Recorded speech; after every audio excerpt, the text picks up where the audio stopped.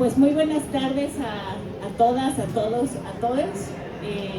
Qué gusto estar en esta tarde aquí en la FIL Guadalajara, hablando de pues este libro tan bonito y tan importante, que ya van a tener todas y todos quienes nos acompañan la oportunidad de leerlo y de disfrutarlo.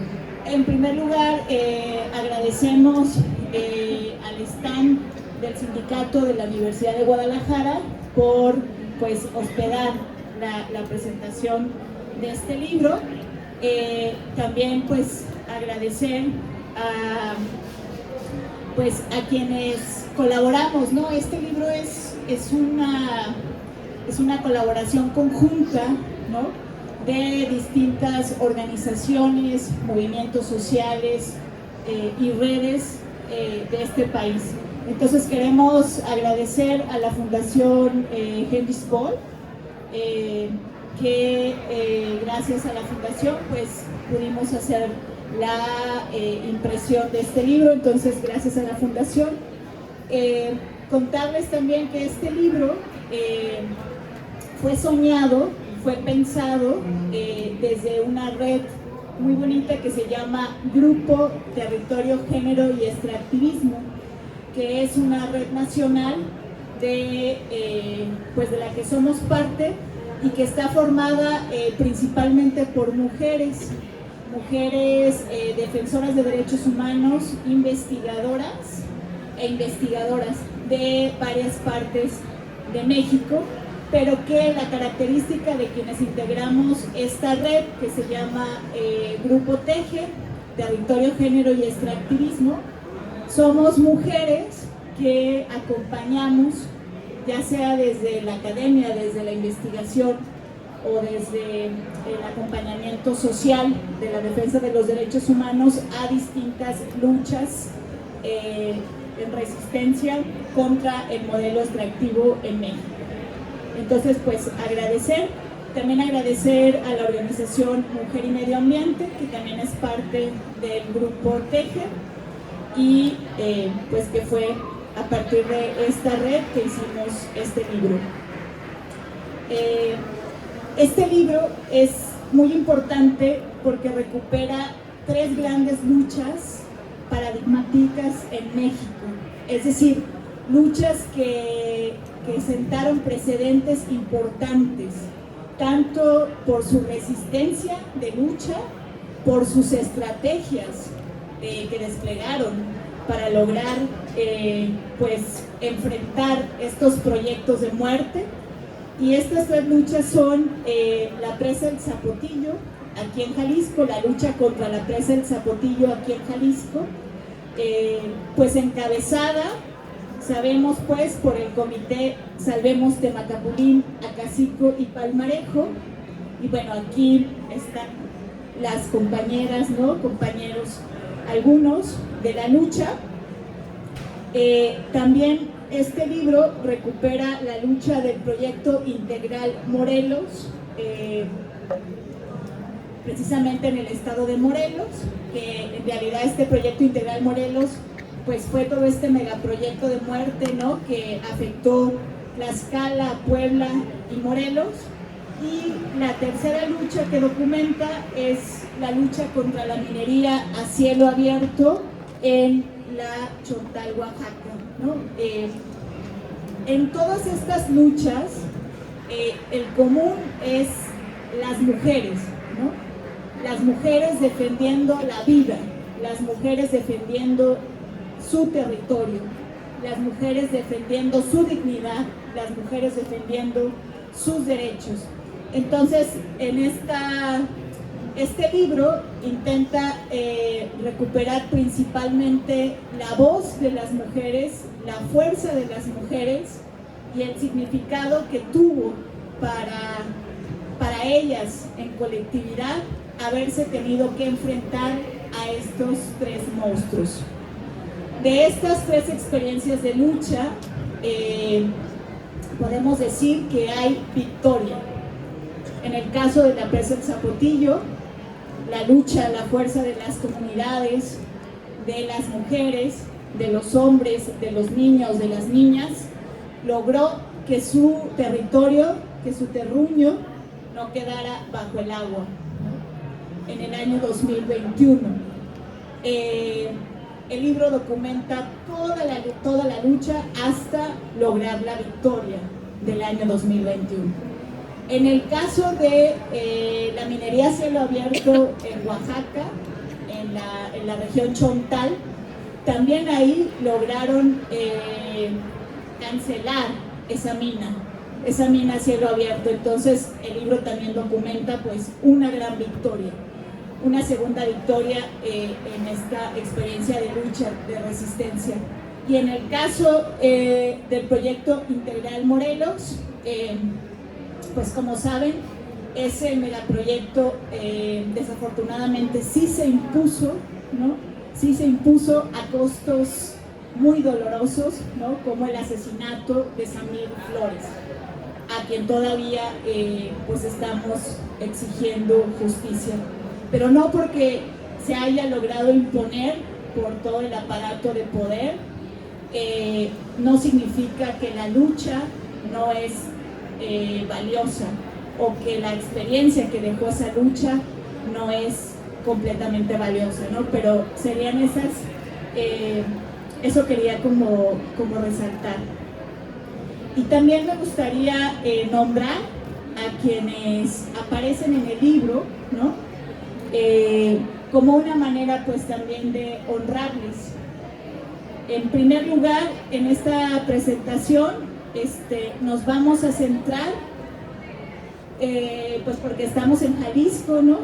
Y porque es la primera vez que hacemos la presentación de este libro aquí en Jalisco. Este libro ya se presentó en Ciudad de México, este libro ya se presentó en Oaxaca, este libro ya se presentó en Morelos, pero aquí en Jalisco es la primera vez de muchas que lo vamos a presentar.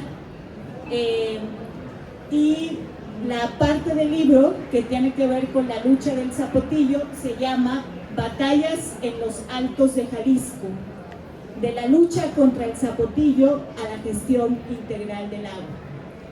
Y quiero pues nombrar y reconocer el gran trabajo que hizo nuestra compañera investigadora de la Universidad Autónoma Metropolitana Xochimilco de la UAM, Gisela Espinosa Damián, que es autora de toda la sección de la presa El Zapotillo, y ese trabajo pues lo hicimos en colaboración junto con mi persona. Entonces ustedes van a poder encontrar ese artículo que pues lo estuvimos trabajando las dos.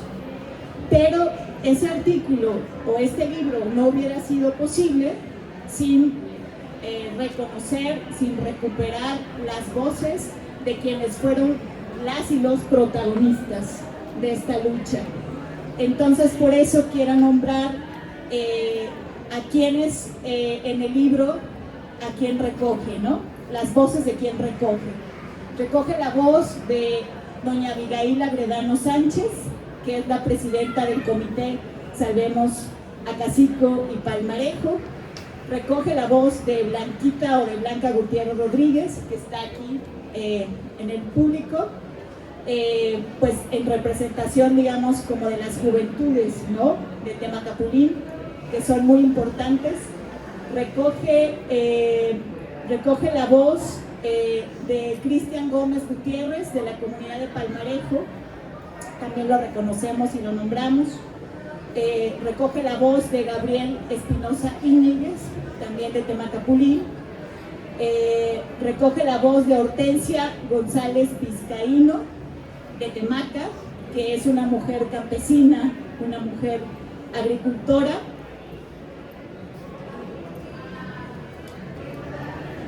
Recoge la voz de Imelda Limón Arámbulo, también de Temacapulín. Recoge la voz de don Javier Jiménez Pérez, que es pues un ranchero, un ganadero de Jalos, Cotitlán, que también fue un gran aliado en la lucha contra la presa del Zapotillo, dentro de los productores de los Altos de Jalisco. Recoge la voz de don Luis Villegas, también un campesino, agricultor, pues quien encabezó la lucha en Acacico, y pues lo nombramos, lo reconocemos, de otra grande mujer luchadora de Temacapulín, con una fuerza impresionante, que es María Félix Rodríguez. Recoge la voz también de los hijos y de las hijas ausentes de Temacapulín, ausentes pero no indiferentes, ausentes pero presentes en la lucha en Estados Unidos, en diferentes ciudades de México y por supuesto aquí en Guadalajara. Y nombramos a don Martín Rodríguez, papá, nombramos a Martín Rodríguez, hijo, de los hijos ausentes, nombramos a Rigoberto Rodríguez, de los hijos ausentes, y también recoge la voz de otras compañeras que también están aquí presentes, ahorita las nombro, de Panchita, de Lola y de Rufi, que también son hijas ausentes, de Lupita y de Betty Espinosa, de la Rusa también, de Socorro Jauregui, también está la voz presente aquí, desde luego de doña Marichuy, desde luego de doña Isaura, de Chagua, de Mago, de Emma, y de Mago y de Emma, recoge la voz, ¿no? Que también son hijas ausentes. Entonces, bueno, para mí era muy importante, es muy importante nombrar las voces que están en este relato. Por supuesto, no son todas las voces de la comunidad, pero son voces muy significativas y muy representativas, ¿no? Bueno, entonces, pues, dicho eso, esperamos que lo disfruten y pues presento a quienes estamos por acá. Doña Marichuy, a quien pido un aplauso, por favor. ¡Bravo, bravo! Doña Isaura, que vino desde Temacapulín. Gracias, doña Isaura, por ese esfuerzo también de venir hasta acá con estas amontonaderos de la fila. Y bueno, es un honor también para nosotras que nos acompañe, que nos arrope Sonia Serrano, periodista, importante periodista en este estado, en este país, que pues es y fue una aliada para la lucha contra la presa El Zapotillo. Sin el aporte de las y los periodistas, de los medios de comunicación, pues estas luchas tampoco fueran posibles. Entonces, gracias, Sonia, por acompañarnos. Bueno, pues sin más, paso la palabra a Sonia, que pues nos va a ayudar a comentar el libro, y siempre es muy importante, ¿no?, que este tipo de libros tan importantes, ¿no?, sean comentados, sean vistos también de una mirada, diríamos, externa a las comunidades, ¿no?, para que nos ayude también como a reconocer, ¿no?, por qué es importante esta obra y para qué puede ser útil esta obra. Muchas gracias.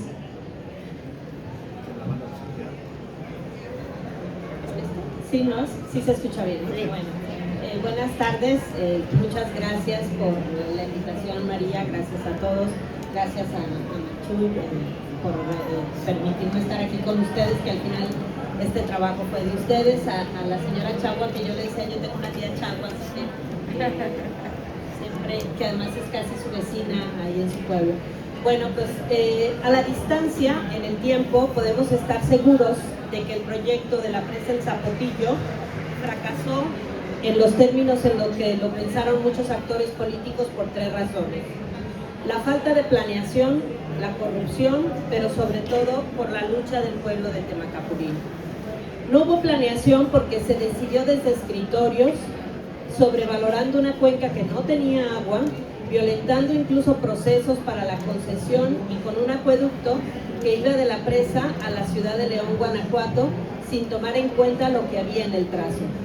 Por eso fue posible el combate legal con la resolución de la controversia constitucional de la Suprema Corte de Justicia de la Nación sobre la altura de la cortina, o los triunfos del ejido de Agua de Obispo y de los ganaderos de San Juan de los Lagos contra el acueducto. Estos triunfos legales permitieron ganar tiempo y fortalecer la lucha social. La corrupción se dio, entre otros puntos, en la asignación de las empresas españolas que iban a quedarse con el agua y que terminaron abandonando el proyecto, con implicaciones millonarias y casos extremos como los millones invertidos por el Infonavit y el Instituto de Pensiones del Estado de Jalisco en Abengoa, que finalmente se perdieron. Pero la parte más relevante, y que es de lo que hoy venimos a hablar, es la lucha social para la defensa de los pueblos de Temacapulín, Acacico y Palmarejo, y en particular el papel que jugaron las mujeres. El caso de Temacapulín, esta comunidad alteña, es uno de los 3 abordados en este maravilloso texto llamado 3 experiencias de lucha en tiempos de despojo y resistencia. Si uno visita Temacapulín, seguramente se dará cuenta que no es un pueblo muy diferente a los demás que hay en México. Mis abuelos salieron de 2 pueblos así de pequeños y sencillos, de Capilla de Milpillas, en Tepatitlán, y de la Venta de Mochititlique, en Ostotipaquillo. ¿Qué los hace especiales? Que ahí están nuestras raíces, la historia de nuestras familias, nuestros muertos, nuestros recuerdos de niñez felices y libres. Gabriel Espinosa, con el apoyo de María González Valencia, reconstruye a través de testimonios de mujeres y hombres de los poblados que finalmente no fueron inundados, precisamente el respaldo de la importancia a su pueblo, con su territorio, con su plaza, sus iglesias, su panteón y los hogares de cada uno de sus habitantes. Los relatos van construyendo una historia de vida cotidiana envidiable, de paz, de tranquilidad, de suficiencia, eso que en las ciudades es imposible de conseguir. Lo importante de este texto es que al hablarnos de las personas y hacer que esas personas nos hablen, eliminamos ese discurso de las autoridades de la necesidad del sacrificio de unos cuantos por el beneficio de millones de personas en las ciudades. Todavía hay quienes sostienen que dejar la presa en 40 metros y abrir las ventanas en la cortina para evitar el riesgo de los pueblos es un fracaso del gobierno de Andrés Manuel López Obrador. En mi penúltima visita a Temacapulín fui a la tienda de abarrotes que está en la plaza a comprar agua. La propietaria nos regaló un mazapán y nos contó que en los tiempos más complicados, cuando parecía un hecho que los inundarían, ella se encerraba en su casa a esperar. Como ella, muchos habitantes aseguraron que ahí se quedarían si los inundaban. Me recordó mucho la tienda de mi tía Vile en Capilla de Milpillas, a donde corríamos cuando éramos niños a gastar las monedas que nos regalaban los hermanos de mi abuelo. Estar ahí, ver a la gente, escuchar sus historias, nos permitió a muchos entender su lucha y tener empatía. Los testimonios en el texto nos van llevando desde el momento en que se enteraron que desde la ciudad se había decidido que en Cañadas de Obregón se construiría una presa para darle agua a la ciudad de León, Guanajuato y a la zona metropolitana de Guadalajara. El miedo, los conflictos con quienes aceptaron vender sus casas y mudarse a pueblos que nunca se concretaron, como Talicoyunque y Nuevo Acacico, hasta el empoderamiento para ganar la batalla final. La lucha de Temacapulín y sus mujeres es un ejemplo para todos, aunque todavía hay pendientes por resolver. Falta la actualización de decretos para la distribución del agua, los documentos que garanticen que la presa no puede ser modificada y que se termine con la reparación del daño. En el camino murieron algunos habitantes de los poblados, pero estoy segura de que los que quedan mantendrán la pelea porque algún día su vida vuelva a ser tranquila y cotidiana, algo que parece ordinario pero que en realidad es un tesoro, que es lo que da valor a pueblos como Temacapulín, Acacico y Palmarejo. Y bueno, para eso van a seguir contando con nosotros. Muchas gracias, Sonia. Muchas gracias, Sonia, por escribir así este libro, ¿no? Las primeras impresiones, ¿no? que te deja este libro y su importancia, ¿no? Y yo rescataría de lo que Sonia nos comparte, en primer lugar, efectivamente, que la victoria es de los pueblos. La victoria solo es fruto de los pueblos. Y estos 3 pueblos valientes, con todas las alianzas que articularon, tanto a nivel nacional como a nivel internacional, se impusieron a defender sus derechos porque tenían la razón. Y efectivamente todavía vemos algunos comentarios, ¿no? pues de gente con otro tipo de intereses, ¿no? En donde se dice que pues quizás fue un fracaso, ¿no? Todo este megaproyecto. Nosotros reafirmamos que fue un fracaso, que es un fracaso, que es una presa de la corrupción, que es una presa que violó derechos, que es una presa que no va a solucionar el problema del abastecimiento del agua en esta ciudad, pero que de ninguna manera fue un fracaso y que lo que se logró fue gracias y solo gracias a las mujeres, a los hombres, a las niñas y los niños valientes de Temacapulín, Acacico y Palmarejo, que decidieron pues defender sus derechos, ¿no? Entonces, y por eso es tan importante escribir, ¿no? Nosotros con esta primera obra, ¿no? En donde pues hay una participación pues desde el INDEC en colaboración, en este caso con el Grupo Teje y con la UAM, que trabajamos este primer libro, arrancamos la sistematización del proceso, de toda la experiencia, porque es fundamental que la memoria permanezca y que entonces esa memoria, ese derecho a la memoria y ese derecho a la verdad no sea robado por otros intereses, ¿no? Que no reconocen y que no van a reconocer que la victoria es y fue de los pueblos de Temacapulín, Acacico y Palmarejo. Gracias, Sonia. Pues voy a pasar la palabra a doña Isaura, que le decimos de cariño Chagua. Isaura pues es una mujer valiente, representativa en Temacapulín, con una fuerza impresionante. Doña Isaura fue la primera mujer y única mujer delegada en la historia de Temacapulín, ¿no? Hace algunos años. Bueno, adelante, Chagua. Buenas tardes a todos los aquí presentes. Mi nombre es Isaura Gómez Guzmán, soy de Temaca. Gracias a todas las organizaciones, todas las personas que organizaron esta presentación del libro y sobre todo las autoras del libro. Les agradezco la invitación para contarles el problema que pasamos en la presa, en Temaca por la presa del Zapotillo. Para mí voy a decirles lo que yo sentía. Para mí fue tan triste y tan penoso el tener esa pena que yo deseaba haber nacido en otro país, en otro estado, en otro país o hasta haberme muerto. Y se murieron muchas personas por la tristeza. Nunca le había dado yo gracias a Dios a que mis padres se habían muerto antes de lo de la presa. Pero en ese tiempo sí le decía yo, gracias Dios mío que mis padres se les llevaste antes de que pasaran esa pena que nosotros pasamos, que estábamos pasando. Para mí la pena de la presa del Zapotillo fue como tener una persona en agonía, un ser querido en agonía, que va uno y se asoma en el día y dice, pasará el día, y va uno en la noche y dice, amanecerá. Así era para nosotros ese problema. Si estaba uno comiendo y decían de la presa, ya no podía uno comer. En la noche se nos iba el sueño y llorábamos. Salíamos a otros municipios y sabíamos que aquellas personas no tenían la pena que nosotros teníamos. Aparte de los problemas que tiene uno en su casa con la familia, que no falta. Gracias a las organizaciones y a todo México y a INDEP y parte del mundo que nos apoyaron.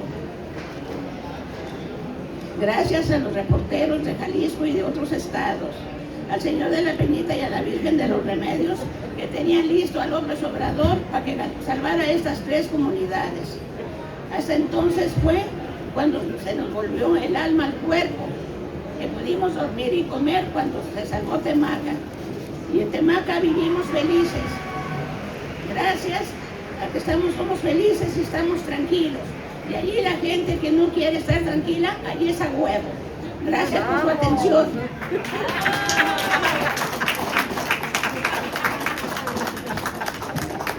Muchas gracias, doña Chagua, por estas palabras tan pues tan profundas, ¿no?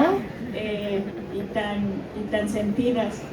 Y algo que rescata el libro es, o sea, ¿qué fue lo que le dio a las personas de estas tres comunidades la convicción y la fuerza para luchar por tantos años, ¿no?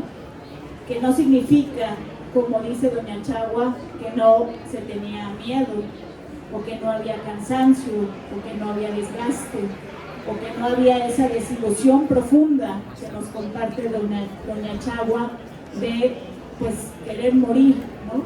Querer morir porque al final, si este territorio hubiera quedado bajo el agua, pues hubiera significado la muerte de un territorio con todo lo que eso significa, sus ecosistemas, su cultura, sus tradiciones, sus historias, sus familias. Y el libro es muy bonito porque efectivamente el libro se articula a partir de la voz de todas las personas que yo ya nombré, pero hay algo que hace diferente a esta lucha de las otras dos que relata el libro: la lucha contra la minería a cielo abierto en Oaxaca, que también se logra vencer, o la lucha del proyecto integral Morelos en Puebla, Tlaxcala y Morelos. Y una de las cosas que hace diferente esta lucha es que estos pueblos son profundamente religiosos, ¿no? Y doña Chagua nombra al Señor de la Peñita y a la Virgen de los Remedios, ¿no? Que les dieron convicción y fuerza y sabiduría para seguir luchando. Y algo que relata el libro en sus estrategias de lucha de estos pueblos es cómo se incorpora la fe, la religiosidad, cómo se incorpora a una lucha social. Ustedes recordarán que algunas veces, ¿no?, en mesas de diálogo con autoridades o en movilizaciones, venían las personas de Temacapulín, Cacico y Palmarejo acompañadas de sus imágenes. Señor de la Humildad. El Señor de la Humildad, la Virgen de los Remedios, el Cristo de la Peñita. Y esto hace muy particular a la lucha contra el zapotillo, ¿no? Porque se da en un territorio pues profundamente religioso, pero la estrategia logra politizar la religiosidad. Creo que ese es uno de los elementos de la estrategia, ¿no? Que no se quedan solamente con el rosario o en la misa pidiendo a sus santos, a sus santas la fuerza, sino que los incorporan a la movilización, ¿no? Los sientan en la mesa de interlocución, se los ponen de frente a las autoridades, ¿no? Yo recuerdo esa imagen del Señor de la Peñita en las primeras mesas después de la toma de la presa, en donde obligaban a las autoridades a que en primer lugar saludaran al Cristo de la Peñita, ¿no? Entonces politizan su religión o sus creencias, pues, y eso es una cosa que ustedes van a poder encontrar en el libro, y doña Chagua no lo trae a la memoria, no lo trae al corazón. Pues voy a pasar ahora la palabra a Marichuy, que al igual que doña Chagua y que todas las compañeras y compañeros que están aquí de Temacapulín, los llevamos en el corazón, son parte de nuestra historia, ¿no? Y nuestra vida nos cambió, pues después de que nos permitieron caminar con ustedes, pues por tantísimos años, ¿no?, en esta lucha de todos los colores. De todos los colores. Muy buenas tardes, bienvenidos y gracias porque nos dieron este espacio.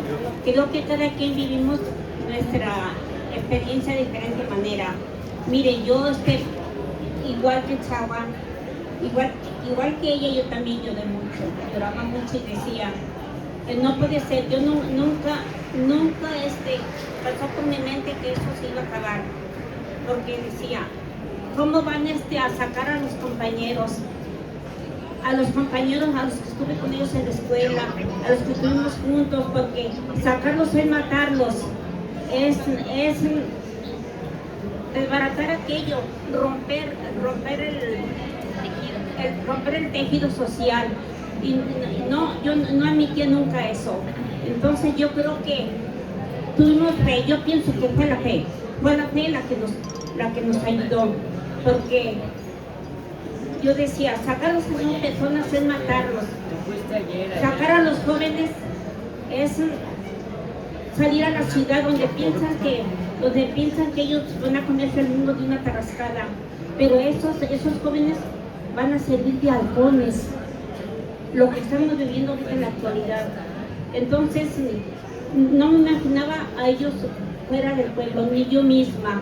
No era por el territorio, era por la dignidad, era por la identidad y porque también, aunque seamos poquitos, tenemos los mismos derechos que todos los demás. Esto a mí me valía madre. La verdad, yo me hice muy enojona, yo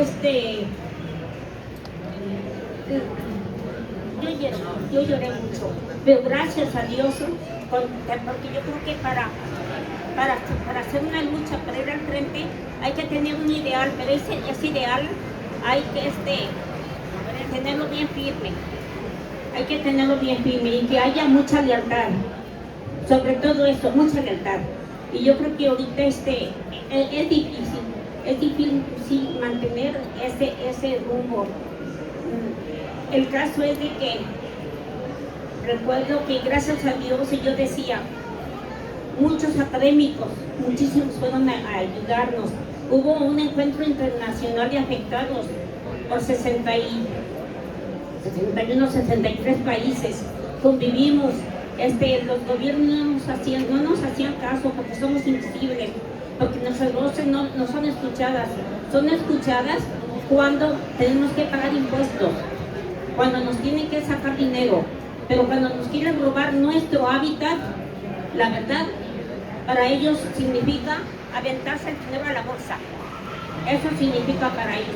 A ellos no les importamos. Por eso yo ahora me siento muy... Ya no tengo confianza. Ya no tengo confianza en los que están en el poder. Porque esa es una realidad. Y nomás, y cuando hay dinero, hay traición.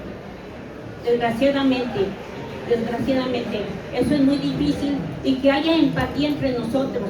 Siempre nos queremos regalar unos a otros.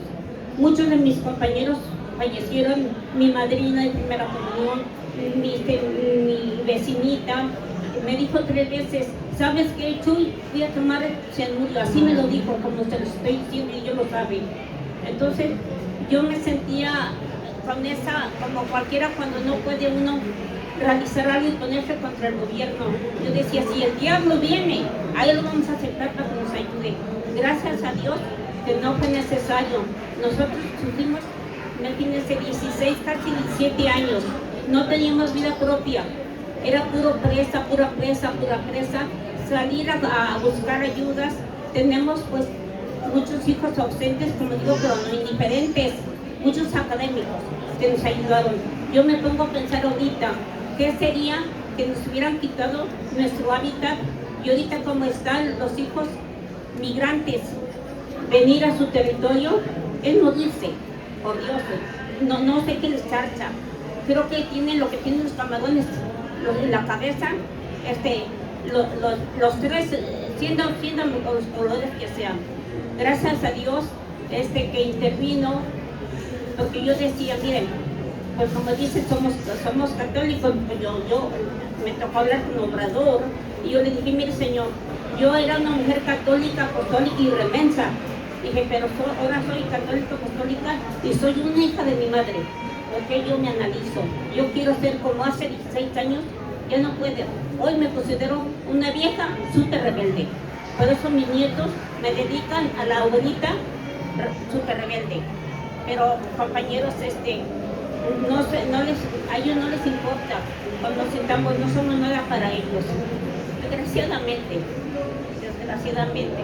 Pero gracias a Dios, al esfuerzo y a la ayuda de todos los compañeros, porque la verdad a los que no están del pueblo, los adoptamos, son hijos adoptivos.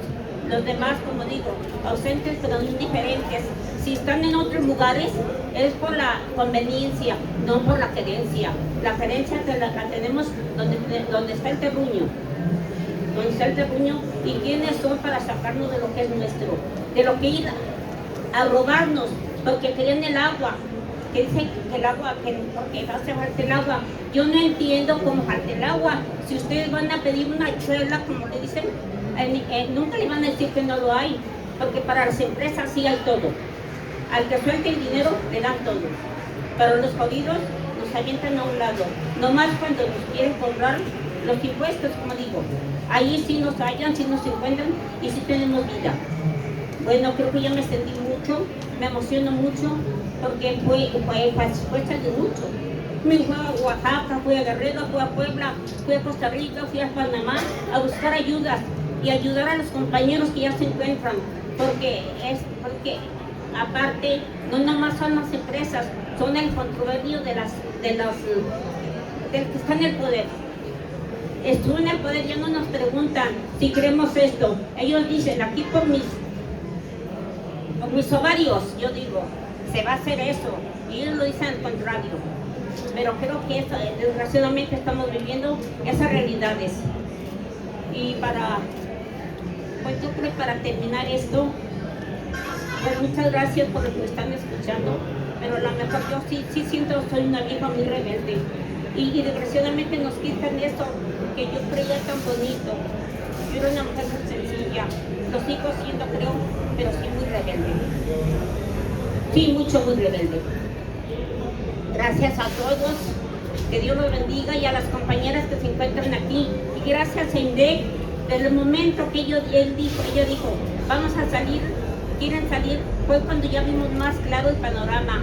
La primera salida fue aquí a San Diego, Suchatepec, con las hermanas Mazaguas. Yo vi el panorama, vi cómo estaban las cosas y dije, sí podemos.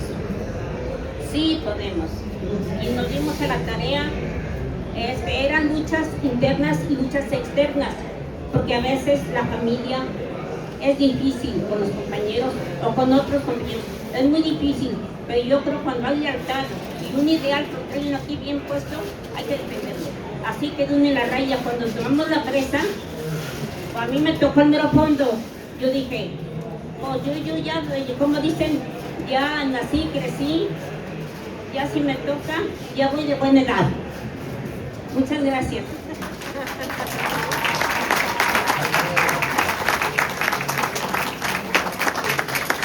Muchas gracias, Marichuy. De hecho, antes de que empezara esta presentación, Marichuy me decía que algo le había gustado del libro, ¿no? Una partecita del libro. A ver, Marichuy, díganos esa partecita.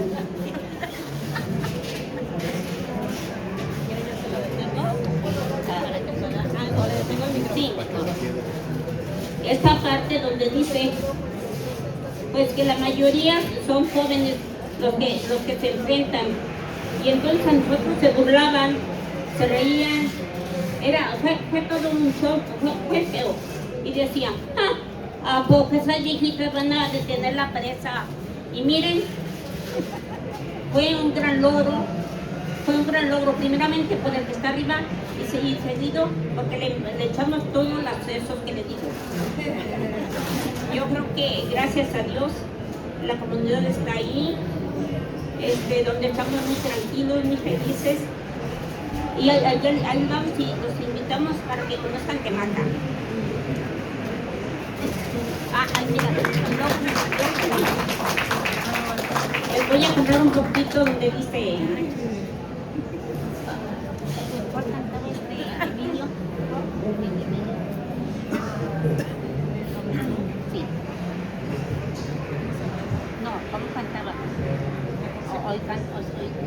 Dice, hoy salgan con cuentos, cantos de sirena, nos hablan bonito, nos quieren marear, Hablan de una presa, la del Zapotillo, donde decía Emilio me quiero bañar. Hablan de dinero, nuevo asentamiento, prometen el cielo, les voy a creer. Por eso, amigos, yo les dije ahora, vamos todos juntos, vamos a luchar.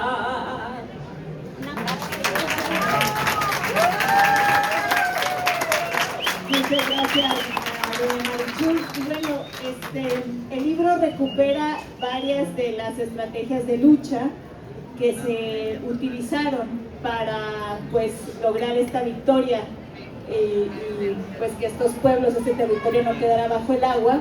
Y una de esas estrategias de lucha pues también fue la creatividad que caracteriza a estos pueblos, principalmente a pues la comunidad de Temacapulín. En la lucha, como ustedes recordarán, hubo varios discos, ¿no?, de música compuesta por las propias comunidades, y esa es una forma también de pues, politizar la lucha, pero de manera creativa, ¿no?, que a pesar, digamos, de todo lo que se estaba viviendo, pues a través de la música, ¿no?, a través también de toda la creatividad de las comunidades, eso se fuera posible. Yo, para ir cerrando, solamente quisiera como resaltar esta batalla en los Altos de Jalisco, de la lucha contra el zapotillo a la gestión integral del agua, marcó una etapa de lucha muy importante en este estado de Jalisco, pero también en México. Marcó una etapa en donde se defendieron los ríos con fuerza y con valentía de todo el país. En este caso, el Río Verde, pero nunca fue una lucha aislada, como bien se ha mencionado acá, fue una lucha articulada con otras luchas en México que defienden también sus ríos, y principalmente con el movimiento mexicano de afectados de las presas y en defensa de los ríos, el MAPER, un movimiento social integrado por afectados por construcción de presas, que jugó un papel clave y relevante, y del que todos los que estamos aquí presentando el libro, pues somos y fuimos parte, ¿no?, desde su fundación. Quiero decir que para Jalisco la lucha contra la presa del Zapotillo marcó un antes y un después en la lucha del agua en este estado.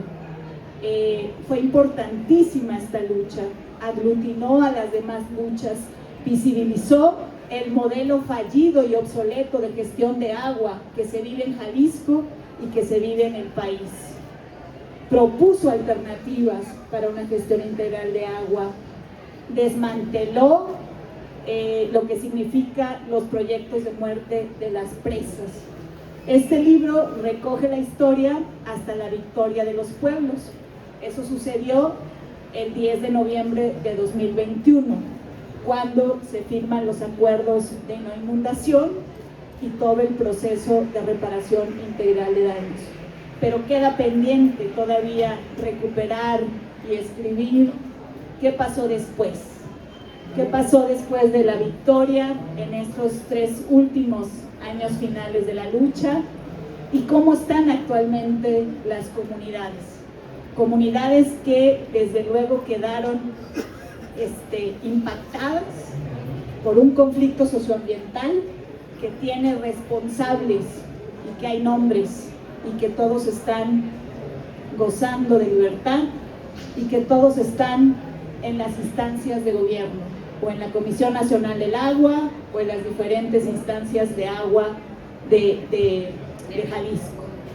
Quedan muchos pendientes, como también los mencionaba Sonia, pero recuperar la victoria de los pueblos en esta obra es fundamental, ¿no? Y que la lucha sigue, ¿no?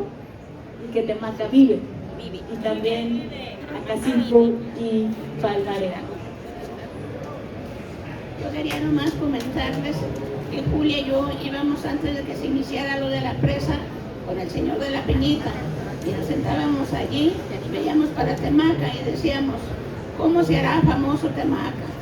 ¿Cómo se haría famoso Temaca? pues cuando estaba en su apogeo la presa, la hija de Julia andaba en friega, pues animando a la gente que vendiera las casas. Y me encontró Julia y me dijo, Isaura, no nos va a pasar nada. Acuérdate que íbamos con el señor de la Penita y le decíamos que Temaca, ¿cómo se era famoso? Dijo, pues se hizo y no nos va a pasar nada. Ella ya faltó. Entonces ahora yo digo, pues para mí sería un milagro a cuesta de lágrimas y de muertes, pero Temaca se hizo famoso. Gracias. ¡Bravo, Chagua! Muchas gracias, Chau. Bueno, miren, tenemos un breve momentito para pues algunos comentarios del público. Tenemos algunos libros impresos, no tienen costo. No creo que tenemos para todas y todos, pero ahorita vemos cómo los repartimos, y también lo vamos a subir a redes, ¿no? Para que tengan la versión digital. Entonces, les pedimos que sean puntuales en sus comentarios o preguntas, porque casi tenemos que desalojar. Hola, buenas tardes. Mi nombre es Isela. Vengo de una comunidad cerca de Puerto Vallarta. Así es que quiero preguntar, con estas victorias, el libro ya está ahí en sus manos, ya está en nuestras manos, pero ¿qué sigue? ¿Cuál sería la victoria para ese libro de aquí en adelante? Gracias. Si hubiera otras preguntas, las recogemos y damos una última ronda. Ya decías, bueno, mi nombre es Carlos Tavares Luna, y ya decías, María, que digamos marca un antes y un después, pero digamos, ante la indiferencia de muchos tapatíos que siempre hemos criticado que los altos son muy conservadores, Temaca nos demostró que hay espíritu de lucha. Si nos pudieran decir, digamos, ya señalaron, pero una parte del público llegó después de que lo mencionaron, la cantidad de actores que participaron, actores locales, desde luego, de otros municipios, estados y aún países, y sobre todo que marcó una pauta, ¿no? Marcó una pauta de una lucha de resistencia en contra de las presas y a favor de la vida. Gracias. Gracias, Carlos. Hola, muy buenas tardes. Quedé bastante impresionada con la exposición de ustedes, muy increíble. Me encantó. Y la pregunta es la siguiente: ¿qué fue lo primero que se le dijo a su hijo, a usted y a usted, cuando se dieron cuenta que habían vencido con respecto a esta lucha? Gracias. Gracias. Pues con esas tres preguntas vamos a dar una última rondita chiquitita, intentando contestar las preguntas. Entonces, empieza Marichul. ¿Recuerdas la pregunta? Pues mire, habíamos anteriormente, cuando yo fui joven, bueno, ahorita no estoy tan viejita, pero cuando yo fui muy joven, habían empezado ahí a construir una presa que se llamaba La Curva. Yo creo que tenía como unos 16 años, pero se suspendió, no me acuerdo por qué sería. Entonces dijimos, no es cierto que va a haber esa presa, pero enseguida vimos que sí, pues empezamos a reunirnos como rompecabezas, sin saber ni qué ni nada. Nos empezamos a reunir y a organizarnos sin saber ni organizarnos. Sí, sin saber, yo siendo ama de casa, yo me llevaba a mis nietas de la mano, con las manos hasta llenas de masa, pero ahí así fue para que comenzamos a reunirnos y ya creímos que era de veras así, de cierto, pues no, que tú eres de relaciones exteriores, que tú eres de esto, que bueno, nosotros sí, pero fíjese que para defender no se necesita, creo que ni siquiera está preparado, se necesita esto, y que usted quiera su tierra, que usted quiera su gente, y que no nos vamos a dejar pisotear, porque yo decía, primero de pie que estar de rodillas, y todavía lo sigo diciendo, ¿verdad? Entonces fue de esa manera. Yo después Ya después entraron los compañeros de INDEC, que es Instituto Mexicano. Yo creo que si ellos no nos hubieran dicho qué caminos tomar o qué veredas tomar, no sé, era menos el llanto que hubiéramos tenido. Porque yo duré muchos años sin poder volver. Yo veía los arroyos y venían los monitos que iban ahogados. Fue muy duro para nosotros. Los compañeros que se fueron decían, ustedes síganle, pero ya después nos organizamos y después empezaron a traer a muchos académicos también, la verdad gracias a ellos, que le digo que ahora son hijos adoptivos y no sé, tuvimos mucha suerte y más que todo, mucha voluntad y mucha fe, sobre todo. Yo decía, en el pueblo está la Virgen de los Remedios, la imagen. Yo, bueno, con las católicas, respetando credos, yo decía, Virgencita, pídele a tu hijo como le pediste en las bodas de Caná. Y ella te dijo, no es mi hora, pero si ella quiere, si él quiere, si quiere, él puede, si él quiere, ¿verdad? Y creo que yo nunca dejé de pensar en eso. Y creo que Dios nos escuchó. Yo le decía, con alguien que se atraviese, alguien que nos apoye y que nos ayude. Y mire, atravesó a López Obrador. Y él vino, pues sí, todavía estuvimos mucho tiempo, fuimos a México, fui a Temaca como 5 o 6 veces, no sé, pero se logró, que por lo menos en la presa, que iba a 80, quedara casi en las 80, pero se hizo a 40, y entonces abrieron unas ventanas, que ni siquiera hay agua para que se llene. Se llena cuando hay temporal, pero cuando hay temporal no hay agua. Es nomás destruir sin pensar, porque yo creo que tienen no piensan, en vez de ser eso, yo creo que tienen lo que tienen los camarones en la cabeza.